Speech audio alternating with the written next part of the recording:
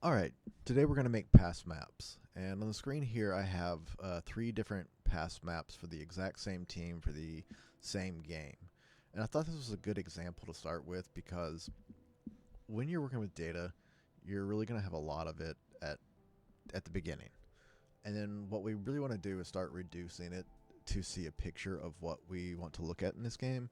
And so this is the total passes, and as we can see, they're across the field. Most of the passes are in their own half over here to the left of the zero.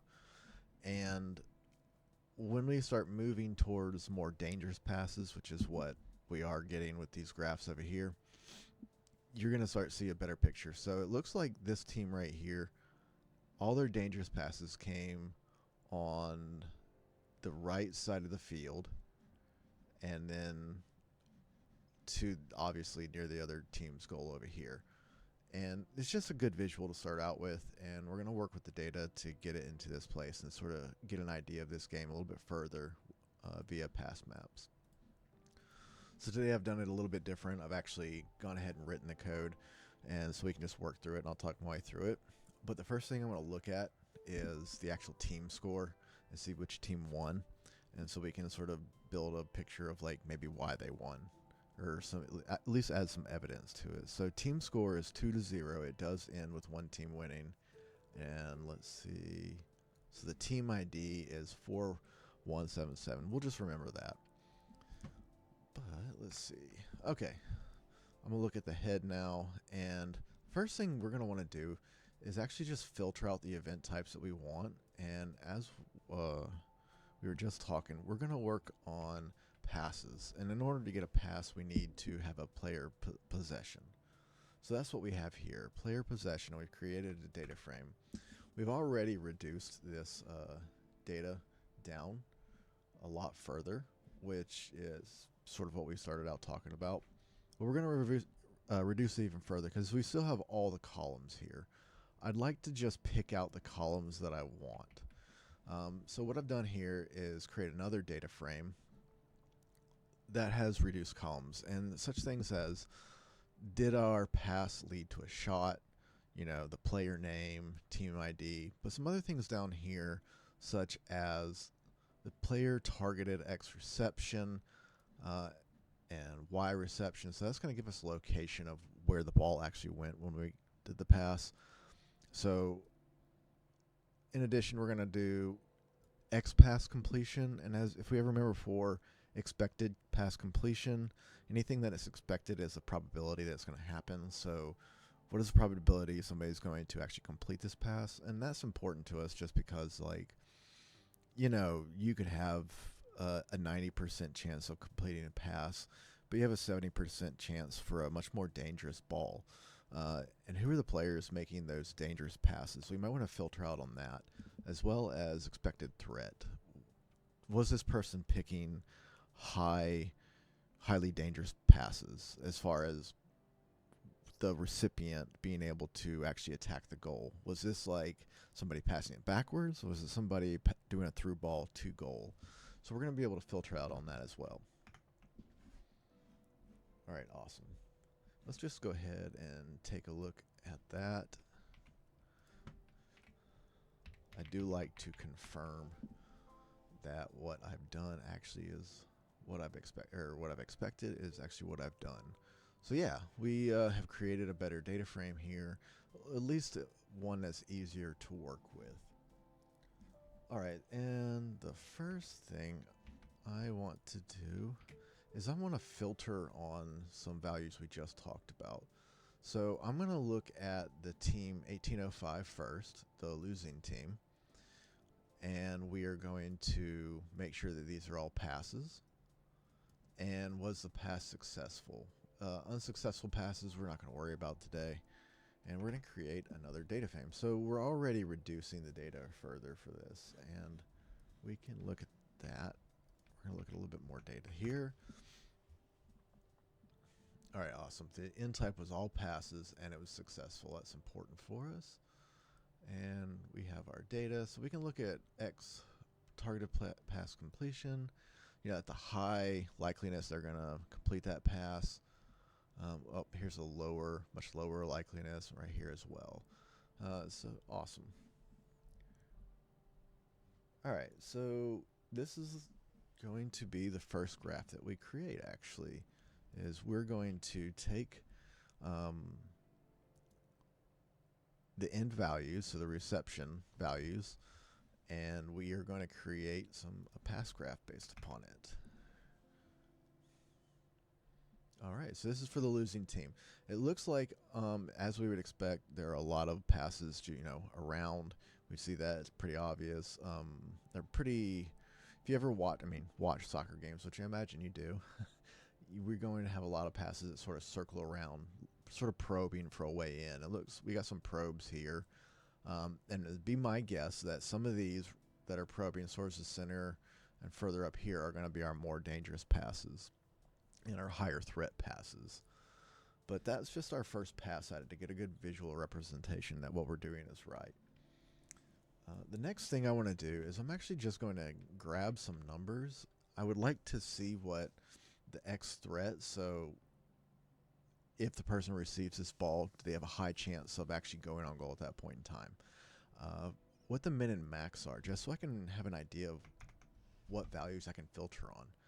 So it looks like the max threat here is going to be about 5% chance of turning into something fruitful, which to me feels pretty low. That might be a common number, and working with more data to get a feel for if that's low or if that's high or that's normal. That does feel low to me, and we do know this is a losing team, so later on we'll compare that with the winning team just to see. So I'm going to go ahead and create a data frame, and I'm going to use so 0.5%. So we don't really want any of these really terrible passes. Well, not terrible passes, but unthreatening passes. You can imagine a pass across your own goal is pretty unthreatening on the opposite team's goal. We're just going to take away 0.5% and create a data frame on that. And just because this is a really low number to start with, I'm just going to start with 0.5%. And let's go ahead and graph that. And yeah, so that did reduce a ton of our data. So a lot of our data, and we probably could have seen if we had, created some kind of distribution here to see that a whole lot of it was closer to the min rather than it was to the max. But this was just a quick way to go ahead and try it, and it was confirmed that that took away just a ton of passes here. And yeah, so as we can imagine, our higher threatening passes are going to be closer to the opposition's goal. So we've reduced a lot of the ones to the left, closer to our own goal. Some of them are threatening. That might be a defender. It's a really great passer of through balls. Maybe he cut out one of the lines.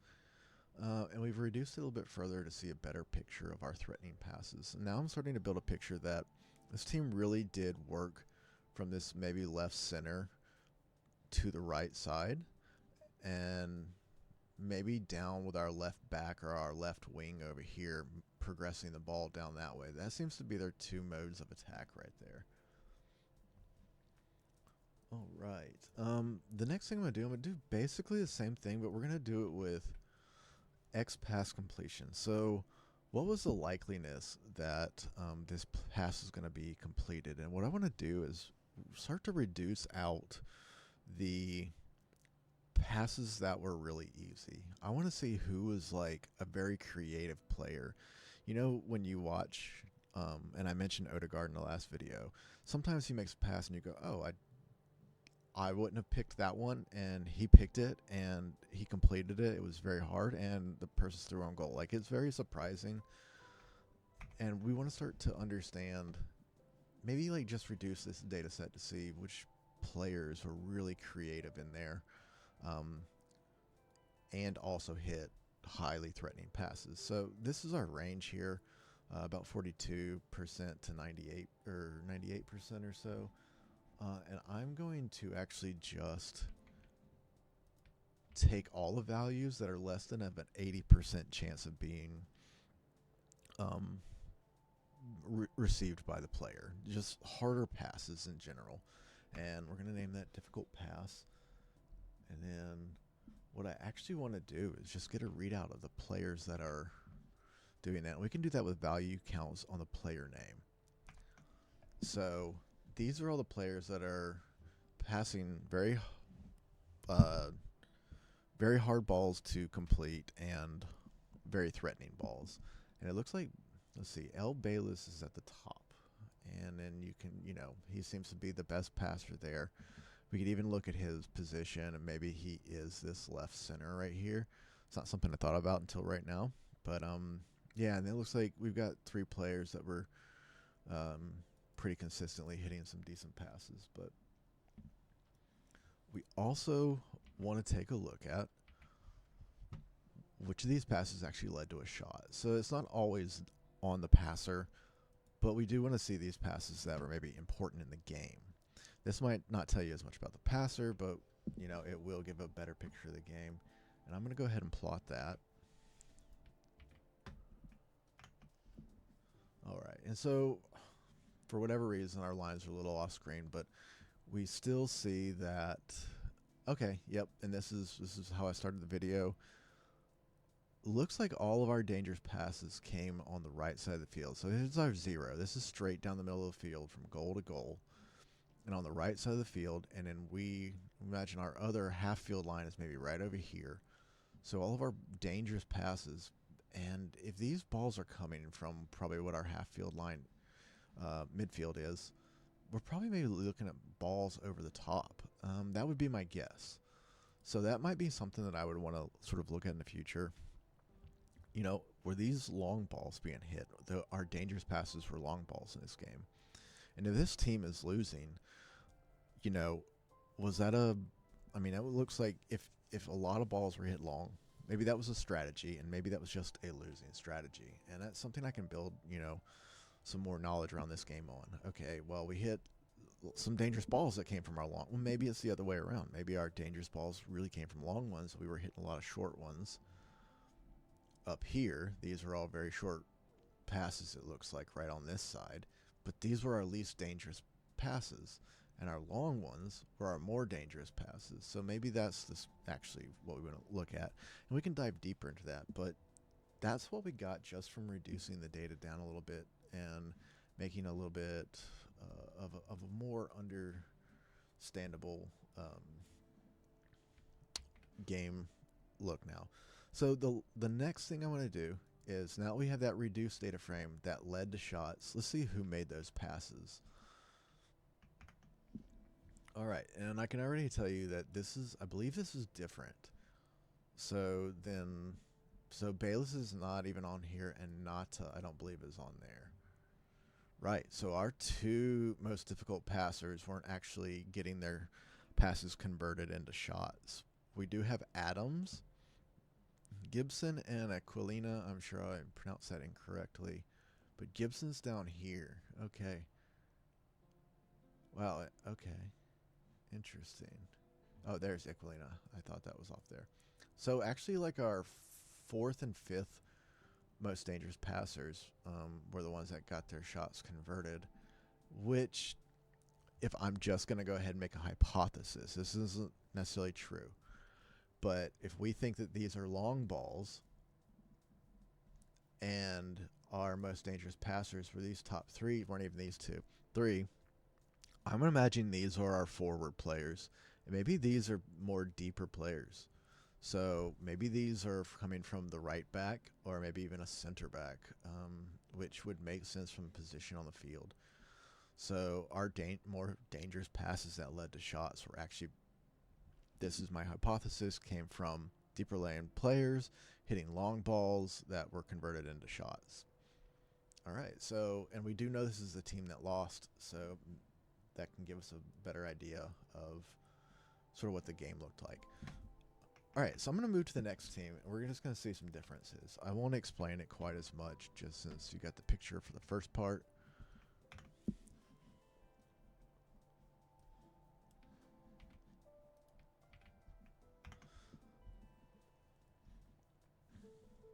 All right, awesome. Here is our initial pass map for the winning team.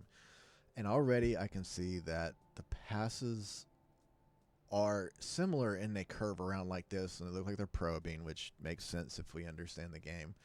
But they're definitely much more up the field. So they looked like they were passing around a lot more in the final third here in their opposition's team's box. And we'll go back and look at that other one just to confirm that. And yeah, so we can see the difference here. They're passing more in their own field, whereas the winning team seems to be have a lot more passes in the opposition's half, and even the opposition's third. Awesome. So we've already got a good idea that they were probably the count for the passes was more. That might be true, but it definitely was more progressive. Let's go ahead. You know what? Let's just do that. That is for this data frame, and then I'm gonna grab this one up here.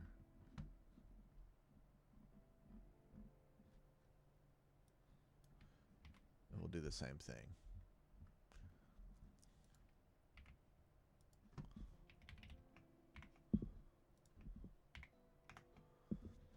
So yeah, maybe about 52 more passes. The winning team had about 52 more passes than the other team, which is not a ton more, but they definitely were more progressive.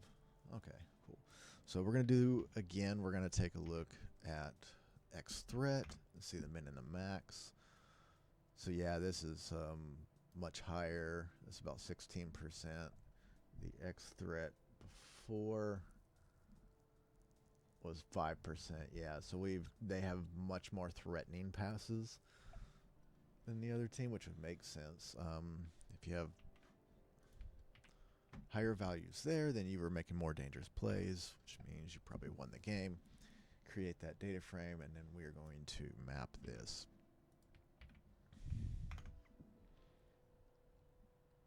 All right, and let's see, this is a half field line. Yep, already we can see there are just a ton more passes that were within the same threshold. I kept the threshold the same, and just a ton more dangerous passes. The pattern of them looks different. Definitely heavy on the left side of the field over here. It definitely looks like they were working it from center out and maybe trying to move back in. And they did that on the right side as well. So they're hitting the half spaces here. This is what a half space is. This little space right here. It's not the touch line space, and it's not the center, but it's a half space. And this is really, one of the people that made this popular was Pep Guardiola at Barcelona. He used to work in Xavi and Iniesta in a half space, and then they would attack from that position. So it looks like this team right here is trying to get into the half space, and they work it through the center. They might work it down a line, work it back out, but yeah, they were definitely targeting those places. Cool. So I've got a better picture of the game without even watching it. All right, so we are going to now check out what the range for high threat is. So much higher than the other team did. Even their low is much higher. And we are going to create the same threshold as far as X pass completion. It's going to be any pass that was less than 80% chance of being completed, so the more difficult passes to make. And we are going to look at that list of players that were making that.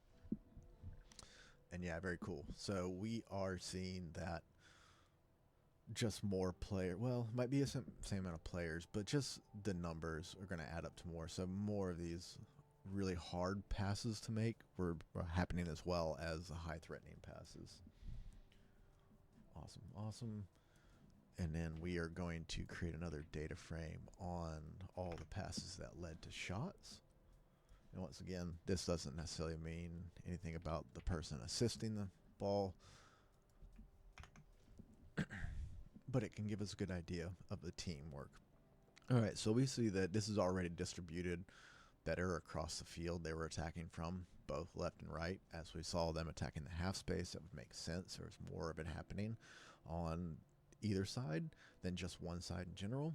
But it does look like these difficult passes that were very highly threatening were coming down the sides, making it into the half space, and then trying to convert in there. So this is also on the touch line or the outline basically, but it is in the half space. So that's pretty congruent with what we thought before, and they were trying to work it in. And it does look like the really threatening ones and difficult ones were going into the half space and cutting back in. And, that's very similar to what Manchester City did maybe 3 or 4 years ago. They were really targeting these places and always looking for a cutback. Very popular now to do, but it was a little bit more happening a little bit more frequently back then. All right, and so we're going to see our passers. And, oh, I believe, yeah, De Vries was the top one. Okay, yeah, so this was De Vries, Bremer, and Gillian. Okay, so in difference, in opposition to what the other team was doing, it does look like the guys that were making these passes more often, De Vries, Bremer, and Gillian, actually were the ones that were leading to shots, and they are shorter passes.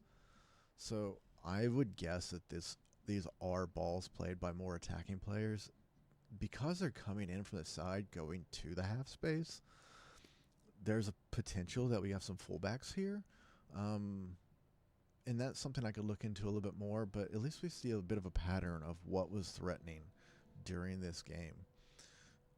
And yeah, so we can conclude that, the team that won was making more threatening passes.